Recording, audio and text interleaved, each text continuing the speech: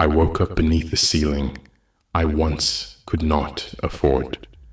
Not in triumph, in foreclosure. The house smelled of stale coffee, sweat, and something dying. Perhaps it was me. Last night the bank's final letter slid under the door like a death warrant. Red stamp, notice of sale. My savings were gone. My job had dissolved. A polite email, a public layoff, a mass grave of careers. I tried to call friends.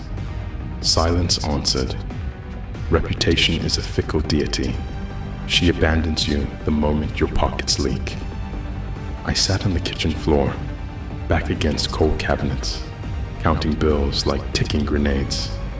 Student loans, grocery debt on a credit card, rent past due, even before I deluded myself into buying this coffin of a dream. The walls narrowed. My pulse pounded in my skull. I tasted rust, panic chewing through enamel. I thought about the gun store 2 blocks away. Thought about one easy trigger. Thought about how headlines read heroic when the corpse is famous, pathetic when it's broke. I did not cry. I was past moisture. Only dust poured from my eyes, ash of a life incinerated by my own soft decisions. Days blurred into each other like smears on dirty glass. 5 a.m., alarm still rang. A cruel memory of discipline long abandoned. I ignored it, rolled over, wrapped in sheets that smelled of failure. Breakfast was stale crackers. Lunch was self-loathing.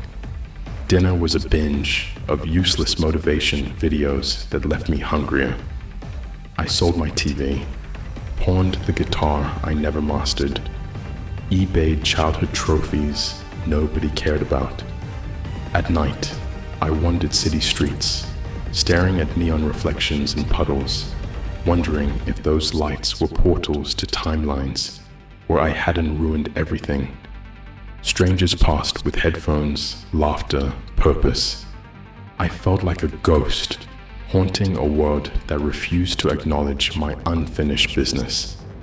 Rejection emails stacked higher than unpaid bills.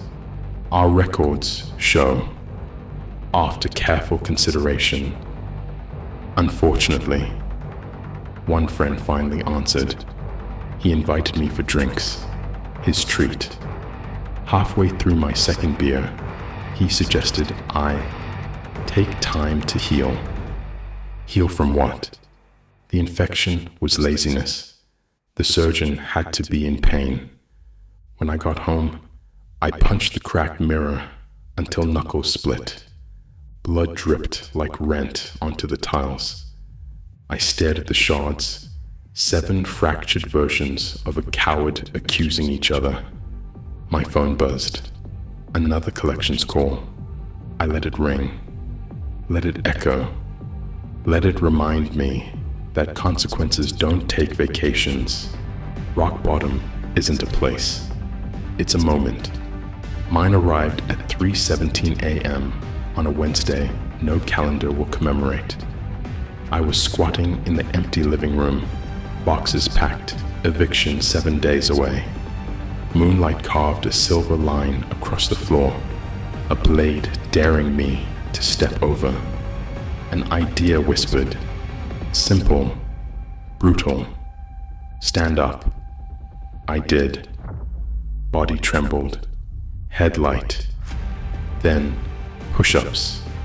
No plan, no trainer, just agony and gravity conspiring to resurrect me. 1 push-up became 5. 5 became 10. At 20, my arms shook like bridges in earthquakes. I collapsed face first, sweat mixing with tears I didn't know remained. But something lit behind my ribs, a pilot flame, tiny, defiant. I crawled to the kitchen, scribbled on a torn envelope. Day 0. Push-ups, 20. Sit-ups, 20. Cold shower. Read 10 pages. Apply to 5 jobs. Survive. Repeat. I take the list to the fridge. The same fridge that soon would belong to whatever stranger bought my misery at auction. Didn't matter. The list wasn't for a house. It was for a spine. Mornings returned like drill sergeants. 4:59 a.m. I was already awake, staring into darkness, listening to a heart forging itself into iron.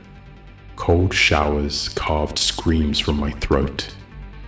The water hit like a winter river, but it told the body we train in hell, so heaven feels cheap. Push-ups climbed. 25, 40, 60. Each rep was a tombstone for excuses.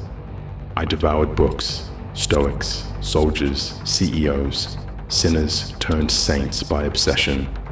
Highlighter became my machete, slashing through paragraphs to harvest truth. Jobs, hundreds of applications. Silence answered most. The ones that replied offered wages that couldn't feed a stray cat. I accepted anyway. Pride is a luxury item. I auctioned it off to buy momentum. After shifts mopping grocery aisles, I jogged home through alleyways smelling of rotten fruit and spilled beer. Every mile whispered, "You chose this. Bleed for it." Weekends vanished inside warehouses where I loaded trucks. Palms shredded, shoulders ablaze, but I counted pallets like reps. Sleep became currency. I traded for progress. 4 hours average. Coffee black as midnight sin. Friends stopped calling. Family worried. Their concerns were lullabies, soft, sweet, tempting me to rest. I muted the phone. Silence is a dangerous ally. She keeps you focused, but she also echoes your demons. And the demons were loud. You'll quit. You'll relapse. This pain is pointless. I answered with another set, another mile, another page. Progress is a myth told by calendars. Reality is regression waiting with a brick. 3 months in, my knee exploded during a sprint, a pop like a cork ripping free. MRI said partial tear. Doctor said rest, 6 weeks. Bank account said can't afford rest. So I limped to work, dragging crates heavier than apologies. Every step radiated white-hot lightning from shin to hip. I welcomed it. Pain became mentor, each jolt a lecture on resilience. Soon after, the grocery fired me, budget cuts. The warehouse reduced hours. Bills laughed in new dialects of despair. One storm night, power died. I trained by candlelight, shadowboxing demons flickering on cracked walls. Lightning flashed outside, thunder applauding each jab. Injury, layoffs, darkness, they stacked like enemies in a narrow hallway. I met them head on, teeth bared, because turning back meant suffocating in regrets. Half a year disappeared. So did I. I spoke little, smiled never. Social media accounts deleted. Festival of vanity set ablaze. Food was eggs, rice, tuna. Gym membership, too costly. I built a dungeon from Craigslist iron, rusty plates, bent bars, a pull-up rig welded from scaffolding. Every dawn I descended into that basement. No music, no mirrors, only concrete, breath. and the steady count of repetitions. I taped quotes to the wall. Let them sleep while you grind. A man who suffers controls the universe. Fire doesn't negotiate with flesh. When weights rested, books opened. I studied code, Python, Rust, anything that turned keystrokes into currency. Online courses at 2 a.m., coding challenges at 3, push-ups at 4. Life became a metronome, beating pain and purpose. I tracked everything: macros, miles, minutes of meditation, lines of code. Each notebook, a black box recording the flight of a resurrected soul. 9 months since eviction notice. I'd relocated to a shoebox apartment, mattress on floor, walls bare, rent cheap because neighbors sold substances that dissolved futures. Good. Noise stays down when deals go bad. One night an email arrived from a tech startup. They found my GitHub, small, messy, but relentless. Wanted to talk. Interview at 8 a.m. next Monday. I prepped like a gladiator. Review questions, build prototypes, pair program with forums until dawn. On interview day, I wore the only suit I hadn't pawned, slightly tight, across newly broadened shoulders. Receptionist eyed my knuckles, scarred, bruised, and my jaw, set like welded steel. She flinched. Good. My presence should feel like war drums. They grilled algorithms, system design, culture fit. I answered calm, precise, citing failure as professor, pain as syllabus. The CTO leaned back, studying me. Finally, you rebuilt yourself, didn't you? I met his gaze. I'm still rebuilding. Every sunrise is demolition. He smiled. Offer letter arrived that night. Salary triple my previous life. I stared at the screen, not in triumph, but in confirmation. Hard work is prophecy made visible. Victory is seductive. So I chained it. Celebration lasted exactly 1 black coffee. Then training intensified. 5-mile runs became 10. Weight plates doubled. Code commits tripled. I rose at 3:45 a.m., training before most alarms dared dream. At the office, I was polite, but distant, an assassin in civilian clothes. While colleagues took lunch, I sprinted stairs or read documentation. While they gossiped, I optimized queries.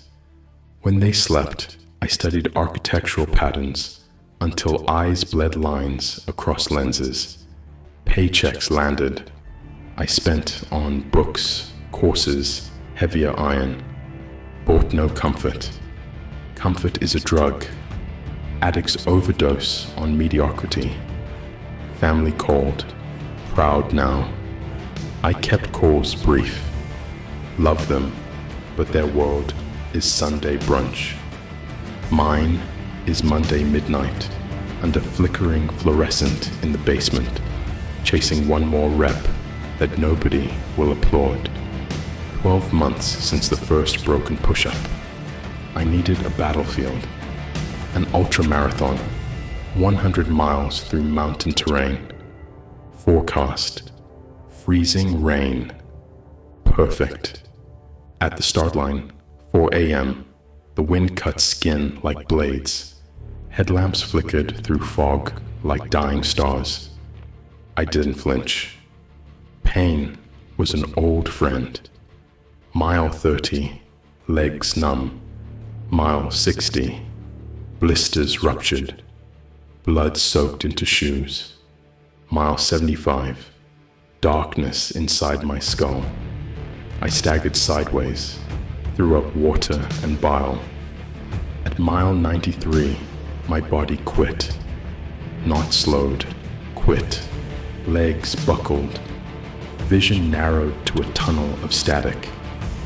I collapsed into mud, couldn't breathe, couldn't move, and that's when they came. The voices. You did your best. No shame in stopping here. Nobody will know you quit. But I knew. I saw my own grave dug by excuses. I heard the echoes of every lie I once told myself. So I screamed, not in pain, in defiance. A roar that shook trees and woke every ghost inside me. I clawed the dirt, pulled myself to my feet. One step, then another.